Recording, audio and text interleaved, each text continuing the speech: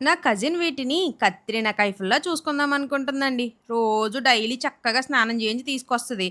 ఇవి మాత్రం మేము కత్రినా కైఫులమేంటెహే! నువ్వెప్పటికైనా కత్తెట్టి కోస్తే కోళ్ళు మేము ఇలాగే పెంటమ్మల్లాగే దొర్లుతాం అంటున్నాయి. మామూలుగా అయితే కోళ్ళేవన్నా సరే చక్కగా మట్టిలో ఉన్నవి అలా దువ్వుకుని, పురుగులని వాటిలిని చక్కగా తింటాయండి. అబ్బే! మేము మా టైపే కాదసలు. ఇక్కడ చూడండి అటు తిరిగి పడుకుంటాయి, ఇటు తిరిగి పడుకుంటాయి. మడ్డ బాతో మరి ఏ బాతో తెలీదు గానీ, ఆ మట్టిలో పడి ఎలా పడితే అలా దొర్లుతాయి. ఇలా దొర్లడంలో ఈవిడ మహా స్పెషలిస్ట్ అండి. అందరూ వెళ్ళిపోతారు గానీ, ఈవిడ మాత్రం వెళ్ళదు. ఏమి తినదు, ఏమి చేయదు. అలా మట్టిలో పడి దొర్లేసి ఆడుకోమంటే మాత్రం 24 గంటలైనా ఆడుకుంటది. చూసారా అలా ఆడతది తప్ప ఏమి తినదు. నంబర్ 1 నక్క ఎరమ్మండిది. మిగతా ఆటలనన్నిటిని చెడదొబ్బాలంటే దీని తర్వాతే ఏదైనా సరే. చూడండి అసలు ఎలా దొర్లుకుంటూ ఎళ్లి ఆడుతుందో. ఏమి చేయదు. అటు తిరిగి, ఇటు తిరిగి బోర్లా గూడా పడుకొని దొర్లేస్తది మట్టిలో పడి. మనం బాగుపడకపోయినా పర్లేదు గానీ, పక్కోడిని చెడదొబ్బేసామనుకోండి, అక్షింతలు ఇద్దరికీ పడతాయి. అప్పుడు పెద్ద ఫీలింగ్ అనిపించదు కదా! ఆ టైప్ క్యాండిడేట్ అనమాట ఇది.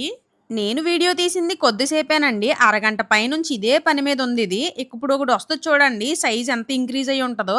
ఇది మాత్రం శుభ్రంగా తింటదండి. దీంతో పాటు ఇంకొకటుంటది. ఈ 2 మాత్రం శుభ్రంగా ఏం దొరికితే అయి తినేసి చక్కగా ఆడుకుంటాయి.